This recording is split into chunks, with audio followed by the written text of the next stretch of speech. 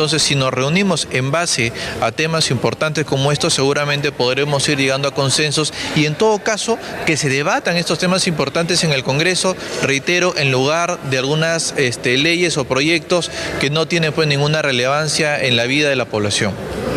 Muchas gracias. Bueno, la posición entonces de Juan José Díaz Dios, representante de la bancada de Fuerza Popular del Fujimorismo, que tienen una reunión hoy a las 8 de la noche para definir su postura, como veníamos diciendo, Mario. Así que volveremos nosotros porque estamos esperando a la congresista Nathalie Condori, que es una de las congresistas disidentes de alguna forma, para poder enlazarla contigo a fin de que le plantees algunas interrogantes. Así que volvemos más adelante desde el Congreso. Ayer nos quedamos con la gana de conversar con Nathalie Condori, ojalá que ahora sea posible. Bueno, la hemos visto muy firme en su posición en el momento de la conferencia de prensa, así que será muy importante poder recabar su testimonio de cómo se originó todo este problema con su partido y este desenlace tan poco deseado para ellos. Gracias, Juan Carlos, estamos a la expectativa de un retorno contigo. Bien, estamos ya en compañía del doctor Antero Flores Arauz, ex presidente del Congreso de la República precisamente, y quien dicho sea de paso, ya adelantaré, el día lunes 28 nos va a acompañar en esta transmisión especial del Grupo ATV con ocasión de las celebraciones por Fiestas Patrias, 28 de julio en particular. Así que esto es un adelanto de lo que tendremos el lunes. ¿Cómo está, doctor? Un gusto tenerlo como siempre. Encantado de estar acá contigo, querido Mario. Bueno, comentábamos fuera de cámara, yo no recuerdo honestamente un antecedente parecido a lo visto. La vez pasada ya varios congresistas han desfilado acá y recordaban cuando en la época de Toledo 2005, ayer precisamente Javier Velázquez Jequén, las circunstancias en las que se produjo su elección. El presidente Toledo se encontraba en un dígito de aprobación, recordará usted que se hablaba del tema de la vacancia presidencial, y contra lo que muchos opinaban en su momento, el hecho de que usted, encabezando una lista de oposición, se hiciera la mesa directiva, más bien contribuyó a que las cosas se balancearan un poquito y a devolverle un poco más, paradójicamente, de credibilidad a la labor del Poder Ejecutivo. Sin embargo, aquí lo que estamos viendo es algo contrario, porque claro, el gobierno está en picada en cuanto a aprobación, la economía está en franca desaceleración muy preocupante y los principales problemas del Perú se mantienen intactos, por lo menos los más urgentes. Entonces, a quienes hemos planteado la alternativa de abrir la cancha, negociar, darle un poco de espacio político a la oposición, responsable, dicha sea de paso, nadie está pidiendo acá que salgan pues a pedir cosas maximalistas, dicen no, porque en realidad el gobierno necesita seguir alineado en cuanto a su agenda, etcétera, etcétera. ¿Qué opina usted? Primeramente, ¿cómo fue en el 2004 cuando yo asumí la presidencia del Congreso? Realmente Toledo estaba con cifras muy reducidas. Había unas ganas enormes en diversos sectores por de mandarlo vacarlo, mandarlo a su casa. Todavía no tenía la casota, era su casita. La chiquita, Así es. La de Camacho. La de Camacho, que es muy simpática además, no es tan casita tampoco, muy cómoda, en fin, muy agradable. Pero ¿qué pasó?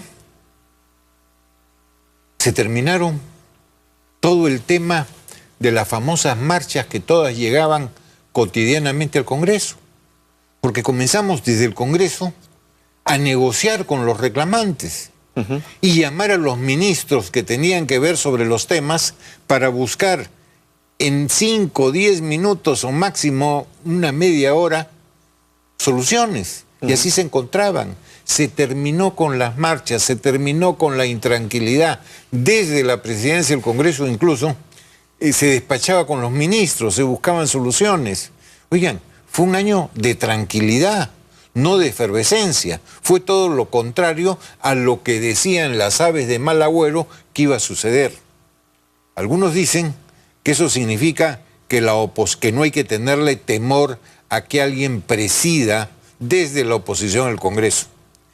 Y que unos dicen que es muy bueno que sea del mismo gobierno, otros dicen que desde la oposición. Yo les digo que es absolutamente irrelevante que sea del Congreso, de la oposición, o sea, de la mayoría. Lo que necesitas es tener la persona adecuada. Y yo creo, francamente, que Javier Bedoya sí reúne todas las condiciones. Independientemente de que sea un parlamentario de oposición. No tiene nada que ver, porque tú eres primo inter pares. Yo me acuerdo que lo primero que hice después de juramentar es entregar mi carnet partidario. Recuerdo muy bien esa imagen, entregar su carnet del PPC. Pero no era una cosa mediática, era una cosa real, era un mensaje a la nación. Señor, yo presido esto, que es la casa de todos los peruanos, a diferencia de Palacio de Gobierno, que es la casa de quien ganó la elección presidencial. En el Congreso están todos y participan de acuerdo a su peso político. ¿Quién te lo da? Los electores. Entonces tú estás gobernando el Congreso con todos, con los pesos que cada uno tiene. Por eso no es relevante si sea oposición o si sea de la mayoría oficialista. Lo importante es que pueda manejar bien la administración del Congreso, porque además es el titular del pliego, que pueda ser concertador, porque para todo necesitas ponerte de acuerdo. Especialmente con el Poder Ejecutivo. Así es, y con las otras bancadas también.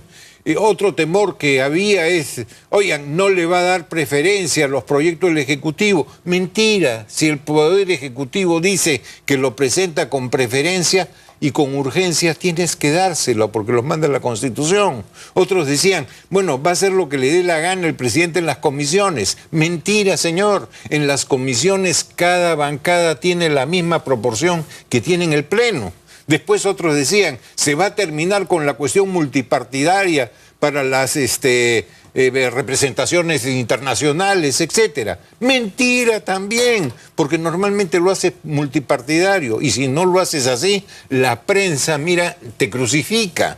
En consecuencia, hay que quitar todos estos temores. Lo que pasa que y todos estos prejuicios. En esta gestión parlamentaria pareciera que varias de estas decisiones que usted señala que son a los que los parlamentarios les temen mucho y dicen, oye, no, hay como luces rojas porque son parte del cuoteo, han sido, pues, parece que, ¿cómo podría llamarlo yo? Capturadas por algunos personajes que son los que distribuyen la pelota a su único saber y entender, y eso es un grave. Pero permítame, doctor Flores Arauz, tenemos rápidamente otro contacto con el Congreso. Estamos con la congresista Natalie Condori. Juan Carlos, nuevamente regresamos contigo. Así es, Mario, estamos, como ya te había adelantado, con Natalie Condori, una de las congresistas que se ha retirado de la bancada oficialista y que ha formado este nuevo grupo político. Ella, le quería empezar preguntándole, usted ha señalado que había prácticas montesinistas para obligar y presionar a algunos parlamentarios a permanecer en la bancada oficialista, en todo caso, o en todo caso decirles a ustedes para que no se aparten de Gana Perú. ¿A qué se ha querido referir exactamente? Lo que sí hemos sentido son presiones de todo tipo, no solamente aquí, sino en nuestras propias regiones a las cuales representamos, y desde ya decirles que si siguen y persisten con esta situación nos van a fortalecer más y rechazar y hacer recordar que el Partido Nacionalista surge a raíz de una gesta en la ciudad de Tacna, la gesta de Locumba, precisamente en rechazo al gobierno de Fujimori y Montesinos. Mario, te escucha la congresista Natalie Condori para las preguntas que tengas a bien realizarle. Congresista Condori, ¿cómo está? Muy buenas noches, un gusto conversar con usted. Ayer la esperábamos con mucha expectativa, pero también sabíamos que estaba en esta fase final de un proceso de decisión que ha derivado en esta en la constitución de esta nueva bancada.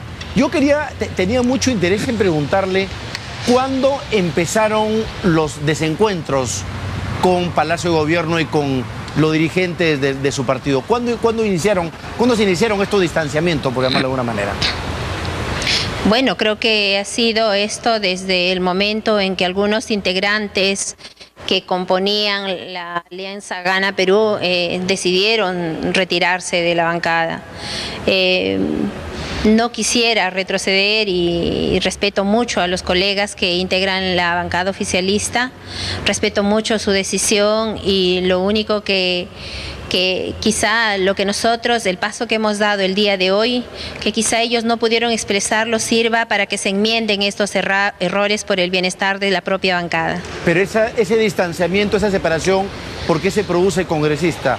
¿Era gente que no era escuchada, era postergada? ¿Ustedes han sentido que tanto de la dirigencia del partido como de Palacio no había el mismo trato hacia ustedes que frente a otro tipo de congresistas? ¿Cuál es el kit del asunto acá?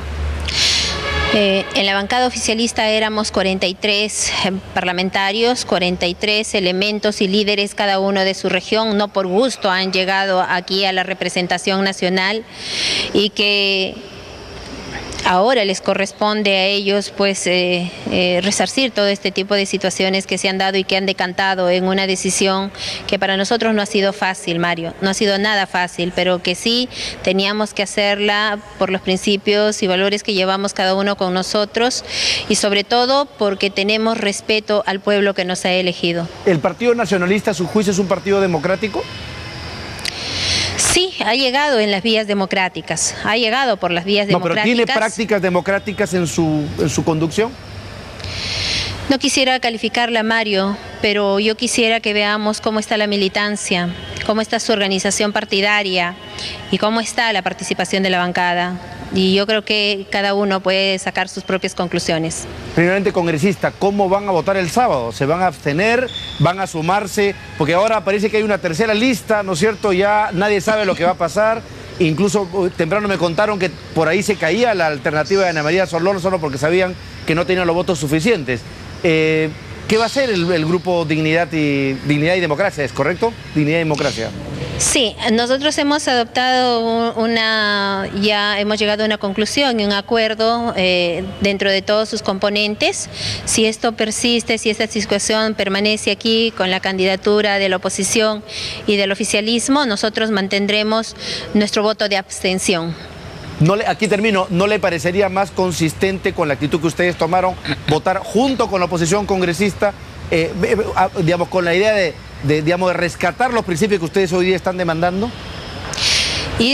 Ir a apoyar a la lista de oposición podría prestarse a interpretaciones de negociaciones y eso no es lo que ha motivado nuestra separación de la bancada. Yo quisiera dejar sentado eso, a nosotros no nos ha movido ningún interés y ya está decidido, no vamos a votar por la lista de oposición. Perfecto, señorita Natalie Condori, un gusto conversar con usted, ya tendremos más alternativa de poder, digamos, dar detalles y alcance sobre la decisión tan importante que han